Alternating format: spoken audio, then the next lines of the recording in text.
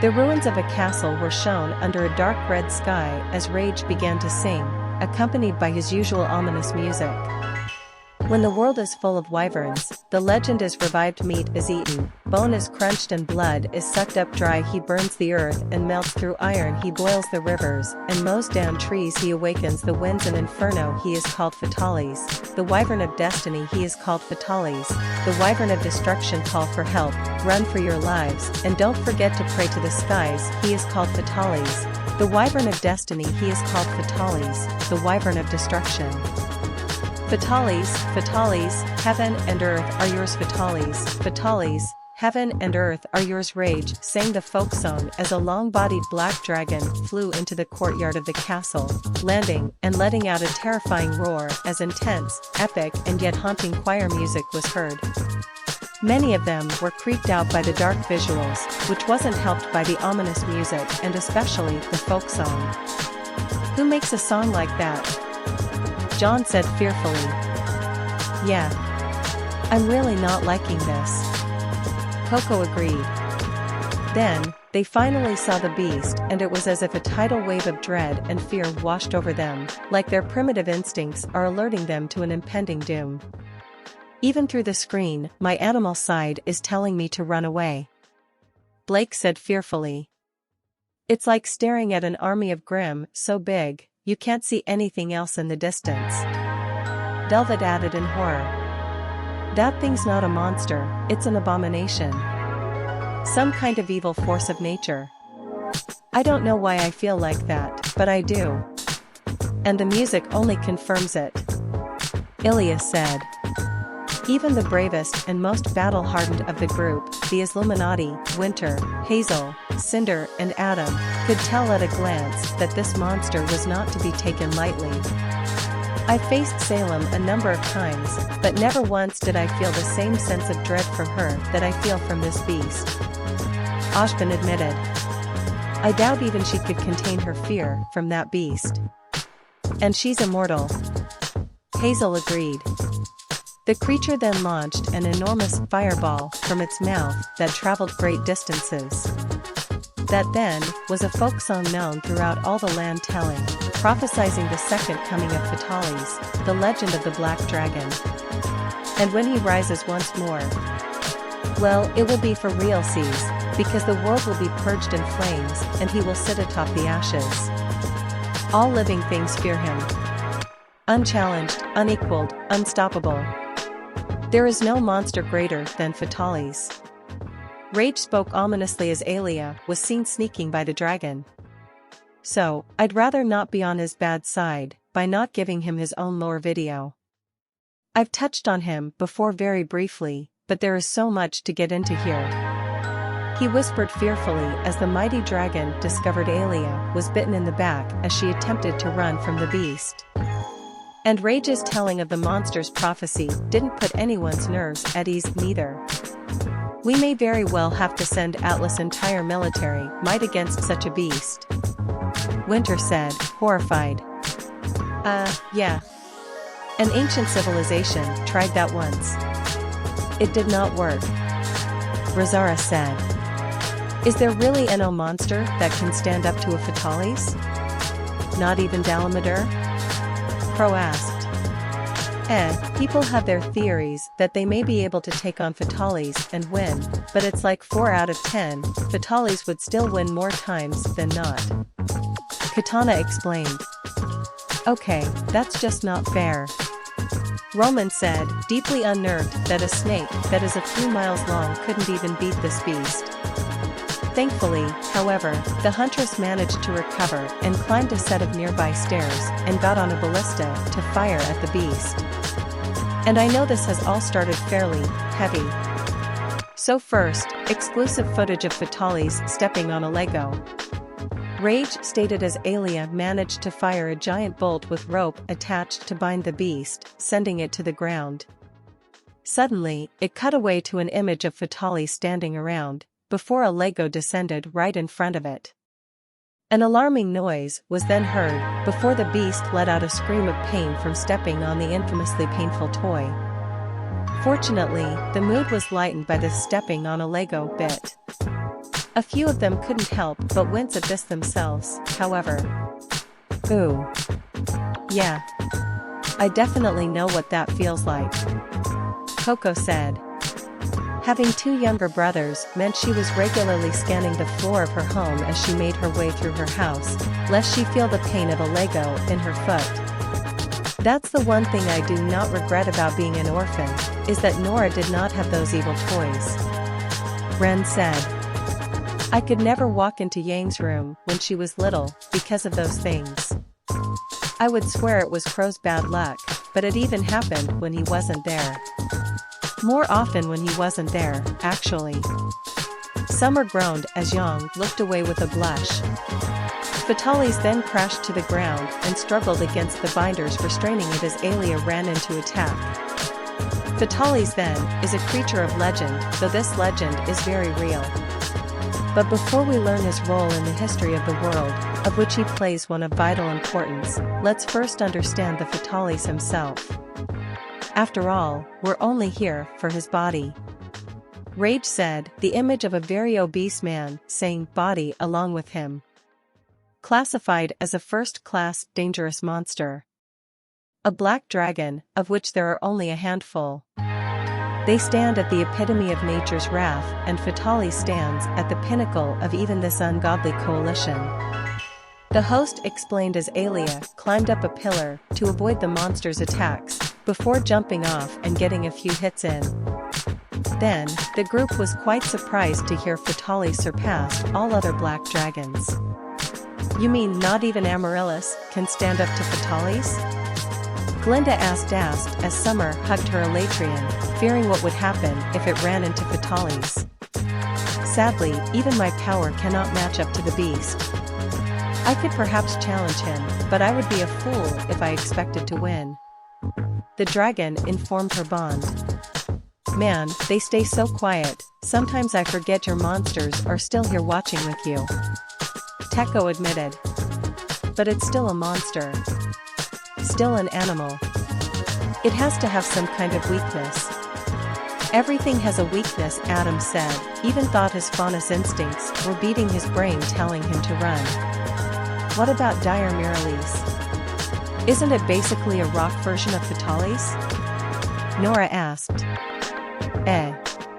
It's believed to be an unstoppable force meets a movable object type thing, that neither of them can truly do enough damage to get rid of the other, even though we believe both of them could probably destroy the world. Katana explained. The huntress then had to go back to evading explosive fireballs and huge streams of fire. He then is not just a black dragon, he is a black dragon, uniquely amongst all creatures, similar to the traditional Western dragon. What you think of when I say, draw me a dragon? He continued as a very drawing of a dragon appeared on screen. Now, obviously, I've not practiced drawing in a while, I don't know if you can tell, but the point remains, 4 legs, 2 wings, and a big, muscular frame, your standard fantasy affair, okay? I feel like I'm laboring this point a bit much. Rage admitted as Alia climbed the pillar once again, but Fatalis destroyed it once she reached the top. Okay, we get it. It's a dragon. We've seen other dragons before, and just being a dragon doesn't make them a living nightmare to everything. Neo said. I'm with the shrimp.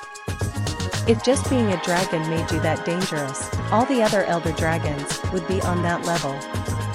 Emerald agreed. Oh, come on, guys. Dragons are cool. And Fatalis looking like a classic dragon is just that much cooler. John defended the host and the dragon. Alia then leapt off as the pillar crumbled and slashed Fatalis' head as she fell, then its side as she landed. He then is wickedly smart, arguably greater than that of the most ingenious humans. And he does not forgive and he does not forget, harboring a grudge everlasting, burning hatred towards not just humans, but humans in particular, but more of a general if it's alive, I'd rather it not be. And with more than enough power to make it so no matter what unlucky soul trespasses in his silent kingdom, well, everything has very much learnt that when a Fatalis is near. Yeah, I'd rather not be. Every monster has an almost imperceptible sense to get the hell away from the Fatalis. Even the very most large and powerful, such as Lao Shanlung himself, is only a threat to the guild because a Fatalis has forced him to flee directly into the path of a human settlement. Rage spoke of Fatalis' sheer terrifying presence that forces other monsters to flee as an ashen Lao Shanlung was seen moving down the mountain pass, along with some music making it seem like it was dancing. "It's smarter than humans," Ironwood said in horror. Even Penny was terrified by this. To be as smart as humanity's greatest minds? How could this be if he wasn't taught to learn and understand and become this smart? She asked in disbelief. And why does it have such an overwhelming hatred for humanity? Pyrrha asked. Well, remember, Pyrrha. Humanity did the dragons really dirty. Rage will get into it later. Rizara reminded her. I guess that makes sense, but only for humans. Why does it hate everything else that's alive? Delvet questioned. To this, the three ice demons could only shrug. And they certainly believed it when he said everything knows to get away from Fatalis on an instinctual level. Makes sense to me. Like I said, I'm only seeing it through a screen and I still feel too close to it. Blake said, hiding behind the couch and under Sierra's wing, having made her Nargacuga grow to its full size just to hide behind it. Upon seeing Lao Shanlung, RWBY remembered its story. Hey, yeah. That's right. It only went to the tower to get away from Fatalis. That means he's the reason that Lao had to be killed so he didn't trample a village. It's all his fault. She snapped, instantly feeling resentment and anger towards the black dragon. Aelia was then seen on a raised pathway with a large button, dodging Fatalis' fireballs, apparently trying to bait the beast in closer. It is theorized that a Fatalis, well, is immortal. A constant force akin to those that govern the very reality we inhabit. Only death in battle sees a Fatalis leave this world, a feat precious few have claimed to have even come close to. The Fatalis is said to be a hunter's ultimate goal. When a Fatalis has made itself known, the guild will do everything it can to hide any information as such, and indeed, all information on Fatalis in general from the public, lest widespread panic crumble humanity from within. Rage said ominously as the baiting was clearly unsuccessful and Fatalis forced the hunters further and further from the button. The group was in disbelief when they heard the guild hid all knowledge of Fatalis. What? Why would they do that? Shouldn't people have all the knowledge they can get on Fatalis so they know how to beat it? Or at least avoid it? John asked. Yeah. People should know that they're in danger and what they should do. Ilya agreed. Exactly. Fatalis' presence should be known to all, so proper drills and evacuation plans can be made in the event a Fatalis ever shows itself to the public again. Right, Winter? Weiss said, trying to think militaristically like her sister. The elder Schneid looked proud of her sister for coming up with that, but felt sadness in what she was about to say. I'm sorry, Weiss. But I believe keeping the knowledge of Fatalis hidden is the best course of action. Winter said. What? The teens cried out. I'm afraid I have to agree. Public knowledge of this would lead to massive amounts of panic as the terrified public riots and does whatever they think is best to protect themselves from Fatalis. Actions that are doomed to fail and would only lead to total chaos. Ironwood explained. Sometimes the best way to keep people safe is to leave them in the dark. Ashbin agreed. Didn't that go horribly for all of you? Teko questioned. However, the creature finally came close enough to the platform, at which point Aelia hit the button and launched a pair of Dragonators into the beast's torso. They will send, in secret, only the hunters that stand above all of their peers, for only they have a prayer of bringing down such an adversary. But any hunter who has returned from a battle with Fatalis has done so deranged, unhinged from what they have witnessed, what they have experienced, and never left quite the same. If a Fatalis cannot take your life, it will at least take your mind before parting from this plane of existence. The host continued to speak of the horrors Fatalis can inflict on a person as Alia moved from the Dragonators to the ballista and fired the massive bolts into it again. The crew felt deep sympathy for the hunters that made it back. Whoa. They go through all of that just to go crazy? That's a pretty rough deal. Yang said sadly. Crow sighed sadly at this. That's the way it works, Firecracker. Our job ain't easy, and, if all the other monsters we've seen so far are something to go by, being a hunter isn't either. I know quite a few huntsmen who have gone crazy from all the things they've seen. And none of it seemed nearly as bad as that thing. The rest of us would probably go loony, too. He said sympathetically. Maybe that's the reason Rage and Sai are so crazy. Cinder theorized. But this is what happens to their hunters that are the best of the best.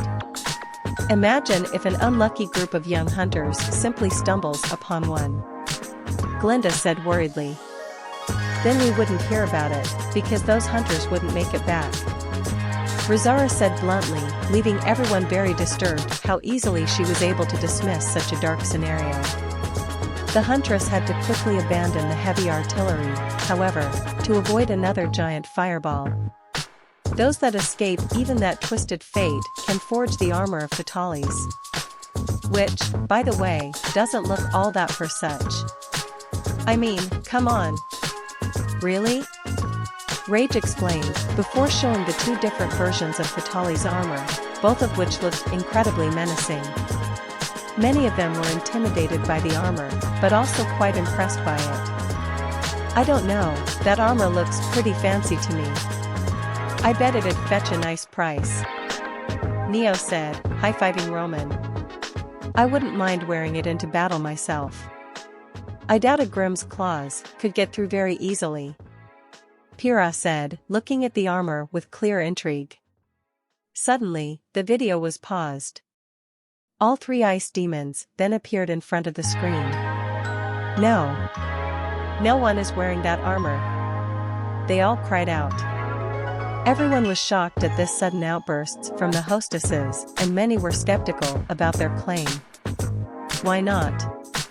What could be wrong with a simple set of armor? Adam questioned. You'll see soon enough. Katana said ominously. Alia then dove to the side as Fatalis flew in at her and snapped its jaws at her.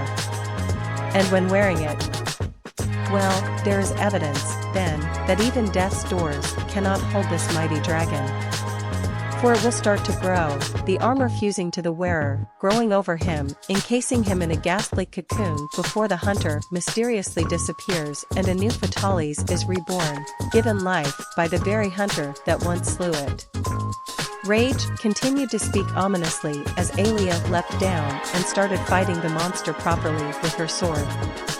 This truly left them horrified. The armor fuses to your skin? I can't imagine how horrible and painful that is. Not to mention having your mind twisted to feel all that anger and hatred as you're changed into something besides yourself? No one or thing should have to go through that. Summer said, completely petrified by the very idea. And that hatred would include your friends and families. The very people you want to protect more than anything would most likely wind up being your first targets. Hazel added, an overwhelming wave of dread filling him as he imagined himself attacking Gretchen in one of his frenzied rages. Not to mention you're giving new life to the creature you killed in the first place. That is some really messed up irony. Ilya added. Yeah, definitely not worth a piece of swag.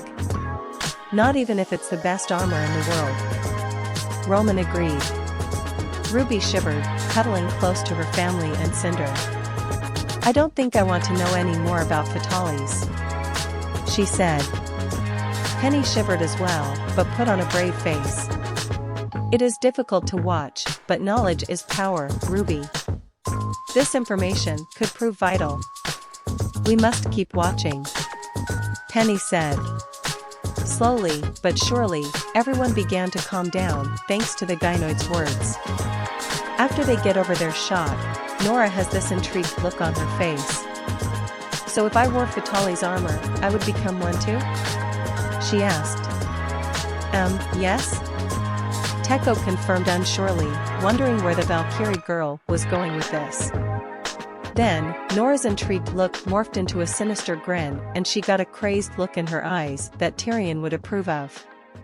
Then, I'd be one of the most powerful monsters in the world, she declared maniacally. Nora. Ren tried to rein in his girlfriend. I'd be unstoppable, Nora went on. Nora. Pyrrha yelled to try and get Nora to snap out of it. I'd be free to do whatever I want, whenever I want, and no puny hunter, monster, or grim could stop me. Everyone will run for their pitiful lives as I burn down their homes, cities, and even kingdoms with my fiery wrath. Every infidel will scream in agony before my burning vengeance. All will tremble and bow before me, Nora Valkyrie, the Queen of Dragons, and the goddess of all monsters. Wahahahaha. The hammer-wielding girl laughed like a full-on supervillain. Everyone, even the adults, are deeply disturbed by her. To where her own team, and anyone else sitting close to her, scoots away from her. Cinder leaned in towards Emerald. It's moments like this make me question why Salem hasn't recruited her yet. The half-maiden whispered. Seriously. She's just as bloodthirsty as Tyrion. And almost as crazy. Emerald whispered in agreement. Nora looked at Katana with puppy dog eyes. Please, can I have the armor, Katana? She pleaded. Never. Katana said harshly, but it was certainly understandable and justified. Nora gave a huge pout at this, but everyone else sighed in relief. Aelia continued to dodge a number of fireballs and sweeping tail attacks as she slammed her sword into the beast. Fatalis are intelligent, arguably more so than even humanity's greatest minds. They have learned from those that they hate, they have seen us turn their fellow monster brethren into armor and weapons, and they do the same to us. In a twisted display of vengeful cruelty, they melt down their fallen foes with a fiery breath that puts all others to shame, reaching temperatures unmatched by any other even elder dragon. Fatali's control of flame exceeds perhaps even that of Teostra and Lunastra. Even able to produce great clouds of blast powder that make Teostras look tiny by comparison. Rage explained as Aelia dodged a number of these fiery attacks and blast powder clouds. Everyone was horrified at this. It melts hunters? Pyrrha screamed in fear. That is completely evil, Yang said, holding Neo close. With flames that hot, I do not want to think of what it would do to my metal body, Penny said worriedly. Flames that hot. I'm not sure what could possibly stand up to it, Hazel said in horror. Only Aiden, apparently, Teko said. You mean Sai's hunting friend from the Pukei intro? Ren questioned. Yep. Watch this, Teko said, showing them a clip of Sai and Aiden desperately running for cover as Fatalis unleashed a gigantic flame. With not time left, Aiden pushed Sai behind the cover they were running to, but was engulfed by the flames, which proceeded to destroy everything in the surrounding area, even Sai's cover. Yet somehow, Aiden miraculously survived. They simply sat in shock for several seconds, before collectively passing out. Thankfully, the hostesses quickly gathered enough buckets of ice water for all of them and dumped them on their heads, quickly snapping them back to consciousness. How? He should be absolutely destroyed. That level of fire should be hotter than the sun, Cinder cried out. That man must have luck even greater than Clover's, Ironwood said. Suddenly, the faces of Fatalis on the right and Lunastra on the left were shown as romantic music began to play. In some form of desert area, a Teostra suddenly woke up from his slumber. I felt a great disturbance in the force, he said ominously as he rose to his feet.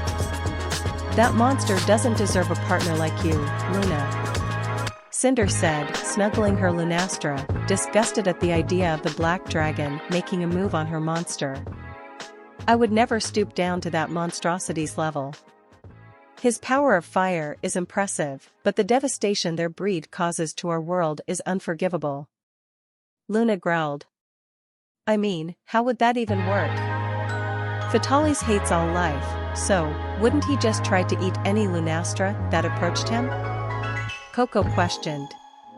Not to mention, they made it clear every living thing wants to stay as far away from Fatalis as possible. Blake added. And even beyond all that, the sheer size difference would make any form of mating impossible. Weiss said uncomfortably. Yeah. It'd be like sticking a Great Dane with a spy. Ilya said. The corgi whimpered at this. I really wish you didn't give us that image, Ilya. Velvet said. Ilya then quickly maneuvered to the side as Fatalis charged forward. It then, after turning Hunter's dead at its feet into a liquid puddle, will slather the melted down armor upon its hide, allowing it to harden over the already thick and impenetrable scales, thus granting him further reinforcement and even taking on the very essence of the hunters themselves. That's right, Fatalis has attack plus 9,828. Rage stated as Vegeta was suddenly shown screaming in rage over this announcement. The intellectuals had to admit, Fatalis' method of strengthening its hide was pretty clever. It's incredibly morbid, but also ingenious to melt the armor of hunters onto itself. Assuming the armors are made of other monsters with elemental resistances, that would mean Fatalis would gain these elemental resistances. Winter theorized. Indeed. But what does it mean to take on the essence of the hunters? Ironwood wondered. Oh. Well, sometimes, we add charms and jewels to our armor, also made of monsters' parts that can, for instance, up our defense, or increase our resistance to the elements, or prevent the blight effects like dragon blight, or even increase our stealthiness or how far we can dodge attacks. Teko said. Wow. So they're almost like buffs in a video game. RWBY said excitedly. But then that means Fatalis is getting those buffs. Glinda pointed out worriedly. Fascinating, but absolutely terrifying. Ojban added, one of the few times he really showed fear, that didn't involve a spider. Aelia rolled to the side to avoid a tail whip from the dragon. Its wings as hard as steel, yet flexible as silk, able to power even his bulky frame skywards, and fly with precision and speeds that make all save the rocket-powered elder dragon look like fledglings freshly fallen from the nest. His physical strength is indomitable. He would be able to force his body at a charge to punch holes through a blast door, crunching rock to powder twixt his jaw that makes a T-Rex's bite look like cuddle time. He is quintessentially the ultimate monster, equipped even with one of the silliest tongues ever discovered. Rage spoke of the creature's physical prowess, before cutting away to show the beast with its tongue flailing about, accompanied by silly music. Oh. And Fatalis' weapons? If you listen to them, like a seashell, you put it to your ear, you hear the sea? Yeah, Fatalis' weapons, when you listen to them, sound like they're screaming. Rage then added as a screaming noise could be heard as Aelia slammed her sword down on the beast. A lot of teens laughed the callback to Valstrax. Oh, man. I forgot how funny that was. Nora laughed. I know, it's such an awesome way to describe an awesome dragon. RWBY said. Right? And the fact he screams it every time makes it that much better. Yang added. Many of them had to do a double take however at the bit with the tongue. Well. For something that's smarter than the most genius humans, I really didn't expect it to act like. Well, that. Hera said. Velvet giggled a bit. But, I have to say, it makes it at least a little less scary. She admitted. And then they heard that the weapons literally scream. And it's at least twice as creepy as it was before. Ilya said. The creature then slithered back and breathed another spiraling torrent of flame as Alia ran. But make no mistake, despite the power, rage began as the flame washed over Alia, accompanied by haunting music. Stored within the heartbeat of an almost god, there is still, well, a heartbeat, blood, flesh, sleep, the need to eat. He is an animal at the end of the day. He lays eggs, the hatchlings grow at an accelerated rate, reaching maturity very quickly. Though all Fatalis claim vast territory, very rarely meeting, and indeed, reports of Fatalis sightings can go many decades apart. It is said in tales that a Fatalis can set the entire world alight in mere days, as well as have created the very lands that we walk upon. Now, he may even be one of the 5 stars, of which the infamous sapphire is also one, but that's a lore for another day. Rage spoke of the beast's fables as Alia dodged more fireballs. Everyone was a bit relieved when Rage mentioned it still functions like an animal. I guess that means you're right, Adam. It still lives and bleeds. And that means it can be beaten. Or even killed. Blake said. Still, I really hope that part about it lighting the world on fire in days is an exaggeration. Adam stated. That may actually make Salem want this beast on Remnant. Hazel said worriedly. Then, their attentions were perked up by the mention of the 5 stars. Sapphire star? Isn't that what people call Sai? Which is really weird, by the way, since he doesn't wear any kind of blue on him. Nora asked. Well, it's his title now, but originally it was the title for another godly dragon, one of 5 spoken about in that 5-star legend Rage was talking about. Katana explained. Oh.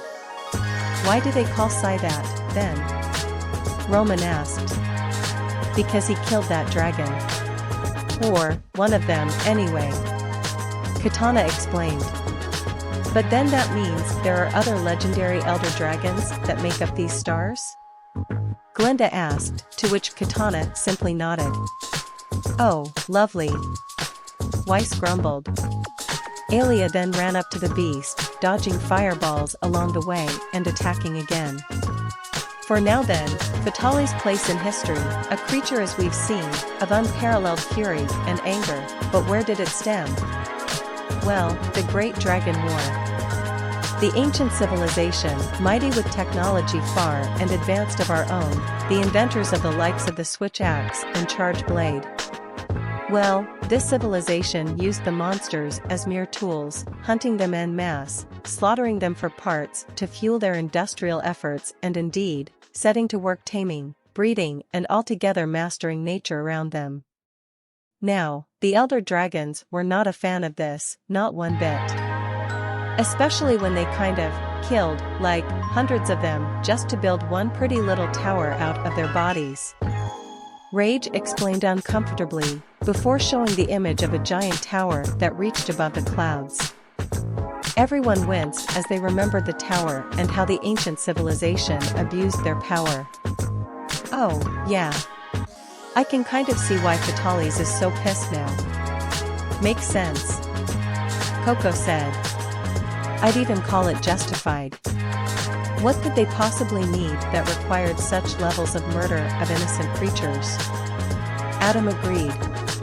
And if such slaughter is truly a daily thing, then it is completely unsustainable, as there's no way the monsters would be able to repopulate fast enough to keep up the demands. Penny added. That tower is an abomination. It nearly wiped out my kin just so they could prove they could make such towering structure. Ozymandias added. The ancient civilization indeed made mistakes. But fortunately, the modern civilization learned from those mistakes, by the sound of things. And also by the sound of things, it seems as though the ancient civilization is about to pay for those mistakes in this story. RWBY said. Alia climbed a large pillar to get to a higher vantage point above Fatalis. They saw this and, well, rage began as the huntress leapt off the pillar and attacked Fatalis' head. Suddenly, a group of pirates, led by a couple of fancily dressed men in turbans, was shown. We shall go to war.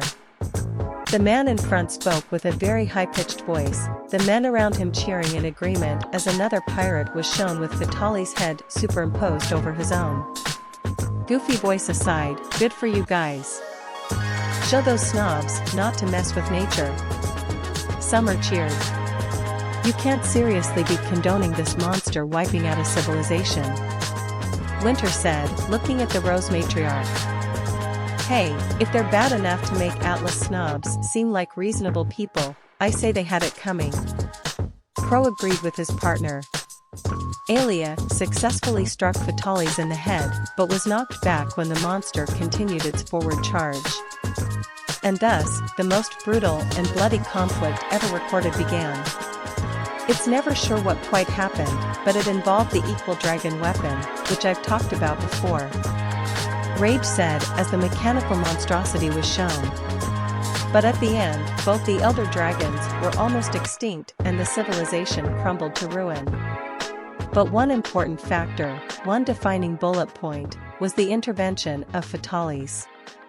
Seeing the cruelty and the hideous atrocities, the slaughter of his kin, he descended upon the kingdom of RWBY. Rage declared ominously as a map of this kingdom was shown. The RWBY kingdom spanned a great distance. It was mighty, a bastion of human conquerors, but Fatalis. Well, on that day, Rage continued to speak ominously. So in the end, nobody won. Cinder said. No one ever truly wins in war. Even victory always results in great sacrifice. That's why I'm always preparing for war. I don't want war, but I know I have to be ready for it in order to minimize the casualties. Yet, clearly, I got even that wrong. Ironwood said. Makes me wonder what we'd do if we had to deal with that thing. Emerald said, before realizing what she said. Oh, gods, we won't have to deal with that thing, will we? She asked, terrified. No, absolutely not. I'd never send one of them to Remnant. Katana assured them, to which they all let out a massive sigh of relief. Suddenly, a bunch of people in a village looked up at a massive wall in shock as they saw a pillar of smoke rising past it. On that day, mankind remembered. A young boy spoke as a massive shadow rose above the shadow of the wall, before a massive creature with Fatalis' head superimposed over it rose up. Alia then ran up on a ledge and leapt off, striking Fatalis as she leapt towards him. Every man, woman and child hunted down to the last, screams fading out into the night, the burnt bodies of all lining the very streets, every building razed to the ground, the army tossed aside like autumn leaves on the breeze. He would not stop until there nothing left. The sky darkening akin to his heart, he was left twisted in hatred, no more life to ever permeate for miles around. RWBY was reduced to but a whisper of history, forever etched into annals of time of what should happen should humanity ever cross Fatalis again. Rage gave a haunting warning as Alia avoided Fatalis' sweeping fire breath and got some hits on the beast's head. Neo did a spit take at this, inadvertently drenching Yang in the soda she was just drinking. Holy crap! I know we were all saying they deserved it, but even the women and children? That's a bit too far, don't you think? She asked, horrified. And every single one of them. This massive dragon was so thorough to ensure nobody left alive. That's a whole new level of overkill. Ren said, aghast. I know you just said you'll never put a Fatalis on Remnant, but still, We'd better make sure to never repeat the mistakes of the ancient civilization in case some other monster manages to do what Fatalis did. John said.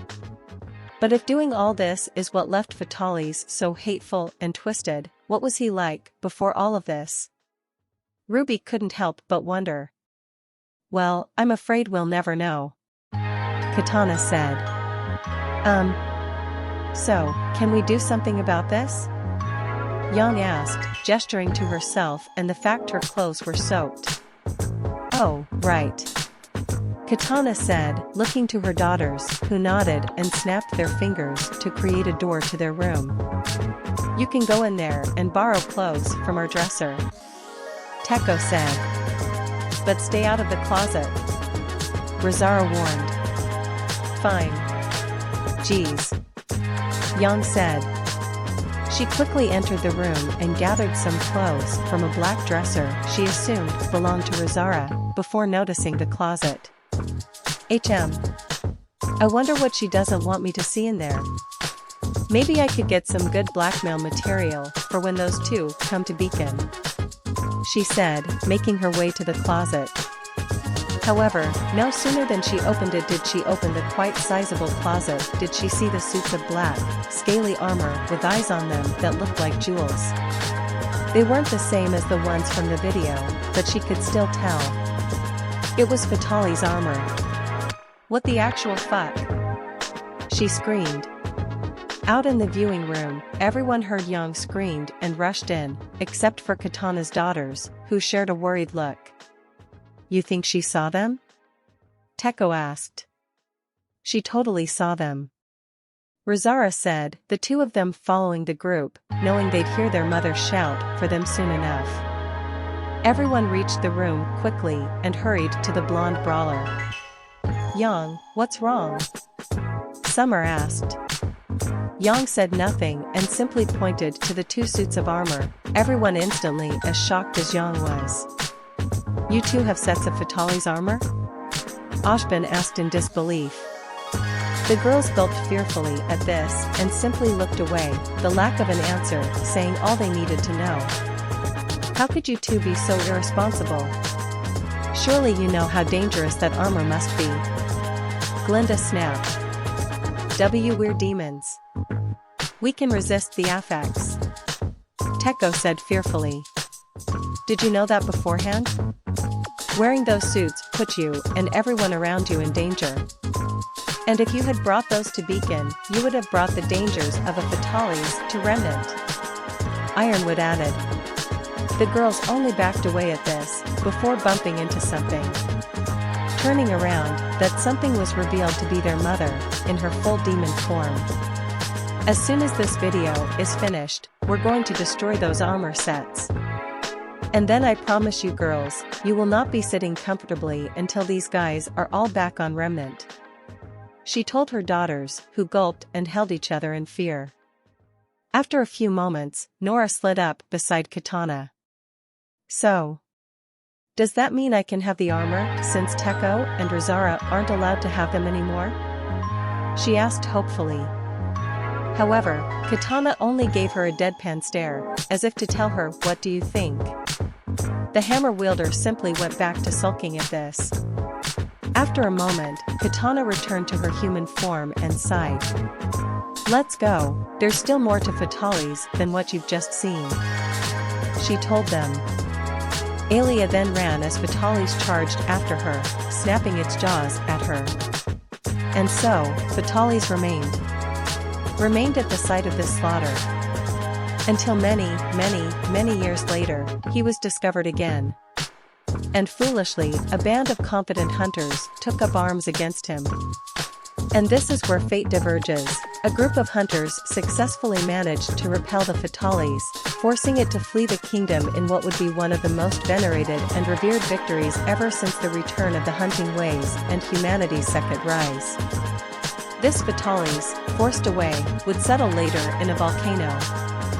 Rage explained as Alia stopped and did some kind of dramatic pose, which annoyed the Fatalis, who decided to obliterate her with a fireball. Everyone was shocked when they saw Alia simply stand there as the beast ready to fireball. Why are you standing there?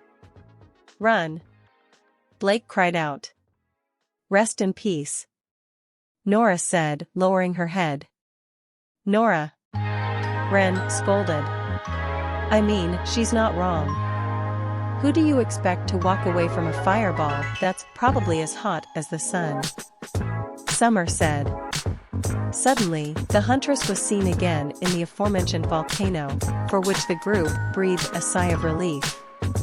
There, his hatred and anger, which, let's be honest, was already, a little bit high to begin with, kinda, broke.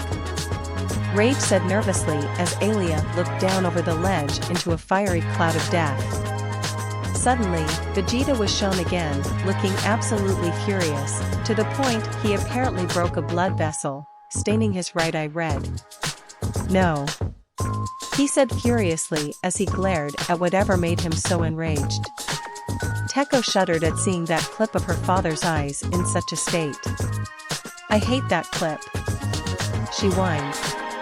Everyone felt a chill run down their spine at this. How does rage break exactly? Penny asked with apprehension clear in her voice. When someone enters a berserk fury where they can't be reasoned with in any way, shape or form. It's rare, but when it does happen, it's one of the most dangerous states a person could be in. Hazel said, shuddering as he recalled the handful of times he entered such a state. But these states of rage can also be used against someone, as they're so focused on their object of rage, they can't focus on anything else. Winter added, remembering how Crow had tricked her into embarrassing herself in front of the general. Maybe, but what happens if that object of rage is everything? Cinder asked, everyone stopping in concern to register that. Alia then leapt off the ledge into the smoke, dropping down into a patch of land below, where a dark red Fatalis waited. And he would become the Crimson Fatalis, the burning anger quite literally manifesting itself, turning up the already unmatched heat to another level, his seething rage so great, his scales literally turned red to match. He spends his time brooding, planning, and plotting, vowing one day he will have a second vengeance against those that would have the audacity to bear arms against him. Rage declared menacingly as the creature flew around this chosen arena, almost crashing into Alia, before flying off to a far ledge and glaring at her with pure hatred in its eyes. They had once again made the foolish mistake that they couldn't be more afraid of the monster before her. And once again, they were wrong. Is that even possible? That he gets so mad his scales permanently change color? RWBY asked. Well, we do turn red as we get angry from our body temperature rising, so I suppose it is possible. And certain levels of stress do cause symptoms such as hair graying early, Ashbin pointed out. But shouldn't that level of anger make his blood pressure super high? So this Fatalis should have a heart attack any minute now. Hopefully, Neo said, hugging Yang's arm. Even with the Dragon War, even being repelled by mere humans when it is like a god. How can that level of anger and hatred even be possible? And to hold on to it for so long seems even less possible. Velvet asked, horrified.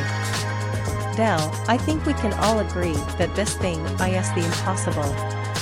Coco told her. Alia then struck the beast's lower body and rolled away from a tail whip. With all the trappings of a normal Fatalis, increased speed, strength, and the general boost that come from a subspecies, he also gains the ability to summon meteors.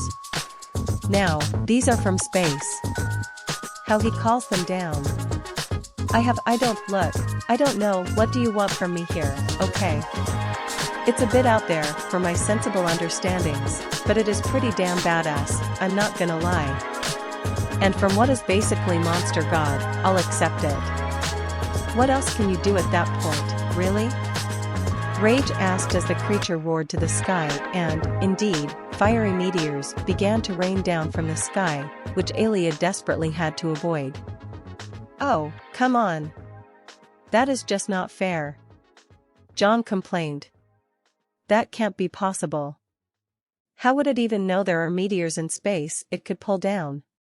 Penny, is there some way that could work? Pyrrha questioned. I'm sorry, Pyrrha, but I refuse to think about such an implausible ability. I'm almost certain it would fry my circuit breaker. Penny told her adamantly, arms crossed and eyes closed. At least Dalamadur shot the fireballs into the air that rained down like meteors. This one just seems like it can't happen. It's making my head hurt just thinking about it or how to defend against something like that. Ironwood said.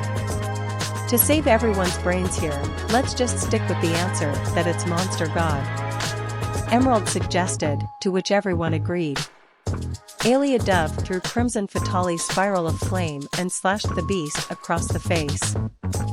So, that is the Crimson Fatalis, then. All that's left is the final form of Fatalis and the most almighty by far. Rage spoke ominously as the huntress barely avoided by snapped up in the jaws of the Crimson Fury. Katana sighed at this. Brace yourself, everyone. If there was ever a monster that rightfully deserves to be called a god, it's this one. She warned them, filling them all with a sense of dread. This sent a sense of dread over the audience. With everything we've already seen, how much more powerful does this one have to be to warrant such a response? Winter questioned in fear. Honestly, I'm not sure I want to know. Summer said. Still, it's better to know and understand the threat. And it will let us better appreciate what these hunters go through. Glinda told them. The ruins of an ancient tower were shown as a pure white Fatalis with a long line of hair down its back from head to toe was shown flying in and landing. It is the white Fatalis. Reaching this state by simply age, this timeless creature then has lived forever so long. Said to be the one attacked Shrade, having survived and repelled all that have come to put him down. He now has traded in the Inferno for dragon-powered lightning, causing great thunderbolts to strike, lines of pure red destruction. Rage introduced the final form of the beast as its chest and eyes began to glow red, with crimson lightning sparking around its chest, before the beast let out a mighty roar and caused red lightning to strike all around itself. They were all shocked by this new version of the beast. But while they were still unnerved by it, they weren't so much terrified of it as they were impressed and mystified. Especially the adults. Whoa! That thing really is ancient. Must have taken forever to grow that line of hair down its back. And that second set of horns. Roman noted. Yet, you can tell it's still just as powerful as the other two, if not more so. Age isn't slowing it down at all. Adam pointed out as well. The teens, though, were still plenty unnerved. I really don't like that look in its eyes. It's like it's trying to stare at me so hard, I die, and it feels like it's working. Ilias said, turning blue and backing away as if trying to dissolve into the couch. It looks so much more evil than the others somehow. Blake said nervously. Maybe because its tongue isn't sticking out. Nora pointed out. And is that red lightning arcing across its chest? Quite the contrast to its otherwise pure white body. And mixing two elements together. That must require mastery on an entirely different level. Ren said in awe. I think you mean Hex. John said, both amazed at such an ability, and a bit flabbergasted, because that's just overkill, two elements in one. Come on. Aelia attempted to sneak up on the ancient beast, but it quickly spotted her and let out a roar, taking to the skies and creating a pair of tornadoes with the flaps of its wings, with lightning striking down as well. Equipped with all the physical traits, but so greatly enhanced of that of a regular Fatalis, even placing hand upon its hide will shred you to ribbons. Going through a much more stark physical transformation than its lesser forms, the one giant horn on the crimson, which was a result of a hunter breaking the previous one and it growing back oversized, but white Fatalis then, our more antler-like majestic crest, his face much less reptilian, the soft, glowing fur of age lining his chin and back, giving him an almost ethereal light about him. Rage told of the drastic changes between this Fatalis from the others, as its face was clearly more menacing than the ones before, yet almost regal thanks to its glowing beard. "Gotta say, I like its beard," Neo admitted, the rest of the crew nodding in agreement. "Agreed. I would have liked a beard like that, but a glimpse into our future ruined that look for me," Ironwood said. "I think the beard makes it look like a wise, sagely elder. And by elder I mean old man, not elder dragon. Weiss thought out loud. I'd say it's more like an old, badass war veteran." Yang gave her interpretation of the beard. From above, the white Fatalis fired huge balls of dragon lightning down at Alia, who barely dodged them. When angered, lightning frosts at his maw, his eyes gain a shade of red streaks, as does his crimson body light up in defiance. He is more deadly than any monster has any right to be. But he has one signature attack.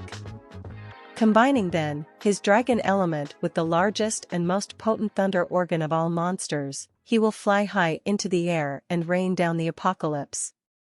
Rage said as the beast flapped its wings to create more tornadoes, then flew towards a massive, swirling vortex high in the sky, far in the distance, before Alia ran desperately as red sparks lit up the ground around her, before giant bolts of lightning struck down as epic, intense music played in the background.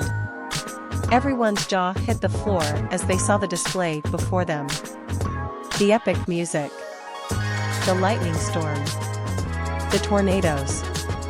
All of these together made of one of the most incredibly, if still terrifying and intimidating, displays of power they'd ever seen. That was awesome. Yang and Nora shouted at the same time. That was the coolest thing ever. The tornadoes flying everywhere like whoosh. And then the lightning coming down like bzzzzzt. Crash. Boom. And Alia running around like, "I'm gonna die." There's lightning and tornadoes everywhere. RWBY gave the play-by-play. Not to mention that music. That, plus the slow motion, gave it a much grander scale. Crow admitted. "How is anyone supposed to survive that?" John asked. "I'm assuming Fatalis doesn't want them to survive," Ren told him. And to hear about exactly how the creature made the lightning was even crazier. Combining two elements in such a way. This creature really does seem like it's on a level above any other. Hazel said in disbelief. "It has more power than all of the maidens put together. Maybe even Salem." Cinder said, completely stunned by what she was seeing. The dragon then flew down towards Alia at high speeds, stopping itself in midair with such force it sent the huntress flying back. White Fatalis also has the ability to cause an eclipse that swirls like a wormhole high above anywhere he roams. How he does this, or even why, is simply an enigma. All that is sure is that an unnatural force follows in the wake of this otherworldly beast. Rage said ominously as the moon moved in front of the sun, before a wormhole-like vortex in the sky appeared as White Fatalis flew down. White Fatalis then, is said to have the power to call in lesser Fatalis to fight for it in battle, which should tell you the status that a White Fatalis does command. And thus then, we have Fatalis, he who is first amongst all monsters. Rage finished as Alia desperately evaded one last sweeping blast of dragon lightning from the beast's mouth. Their jaws soon returned to the floor when they heard about the vortex. "You mean it creates the vortex in the sky?" Pyrrha said in amazement. "That's a singularity event. For a creature like this, to be able to generate such levels of power is inconceivable." Penny cried out in complete disbelief. "It really must be the god of monsters," Weiss said, clinging tightly to her sister.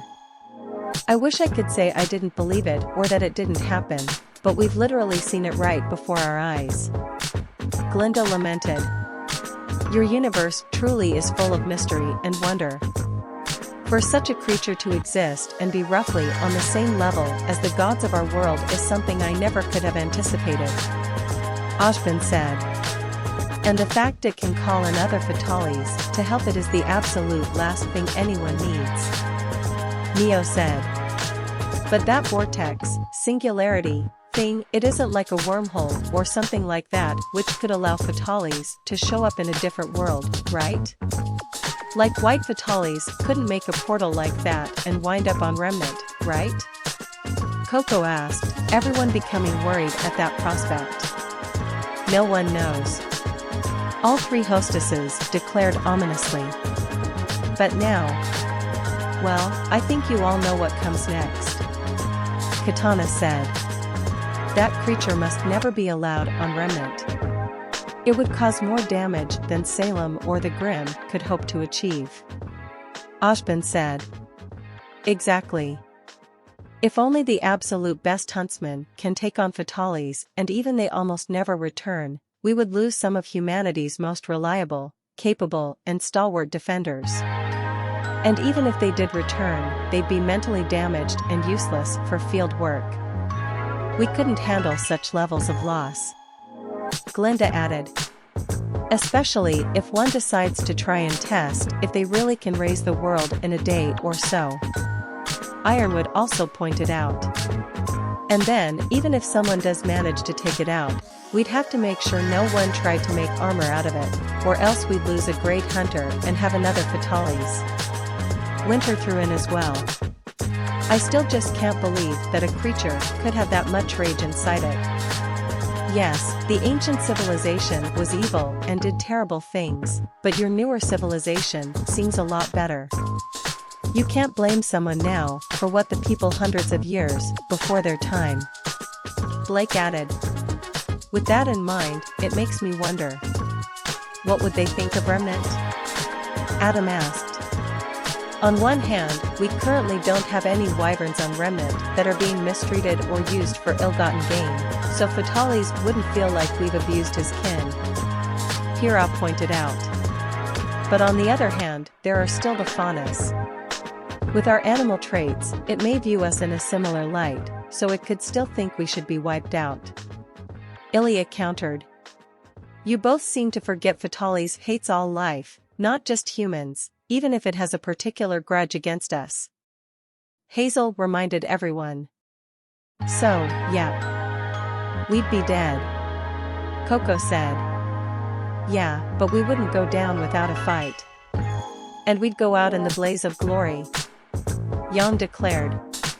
Or maybe, if it really is as smart as a human, we could maybe try talking to it. Convince it we aren't so bad?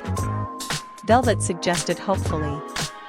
Velvet, you are too pure for this world. Neo told her.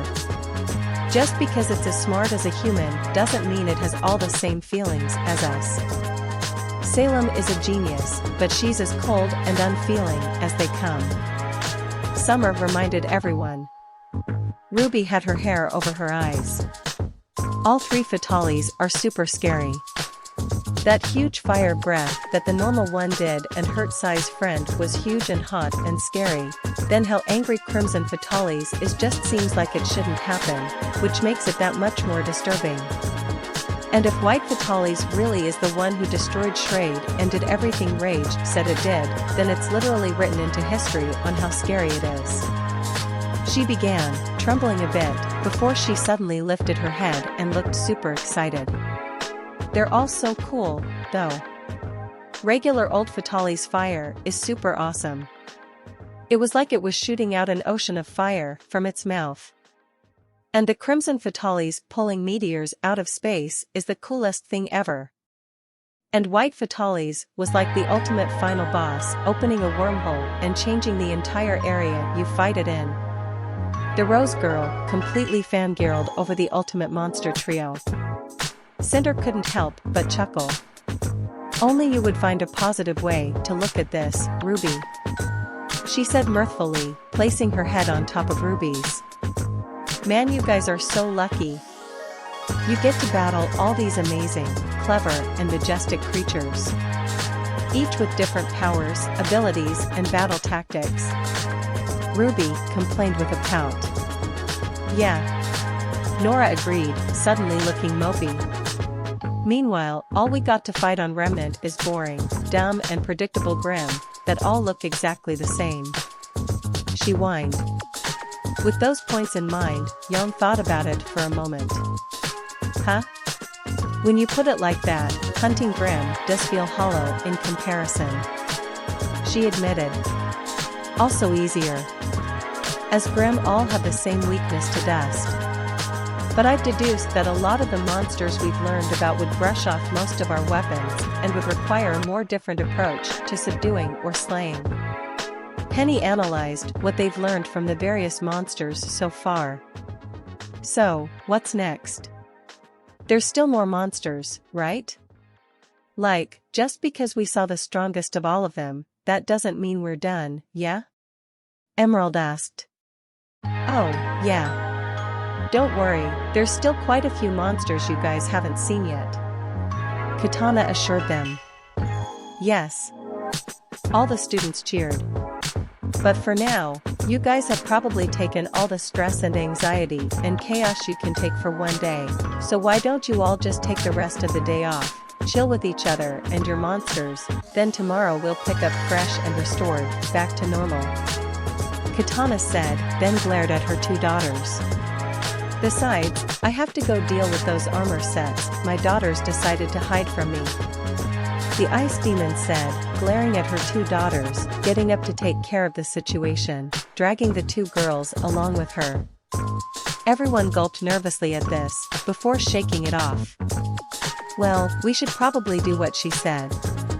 It's not like we can really do anything without the magical hosts that control the TV, anyway. Weiss said, to which everyone nodded in agreement. As they got up and began to disperse, Ironwood couldn't help but sigh. I'm almost starting to think these monsters just shouldn't exist. I mean, surely Fatalis had to evolve to be the way it is in order to combat something or gain some kind of advantage of some kind of enemy. But what would it be contending with that makes it have to turn into any of those three nightmares? And what if there's something even worse out there? There's just too many possibilities to account for. What other horrors are out there besides what we've already seen? He asked. Ashbin placed a hand on his shoulder. Your concerns are warranted, James, but once again, you're thinking too extremely about a situation that may not be nearly as dire as you believe it to be. He told him.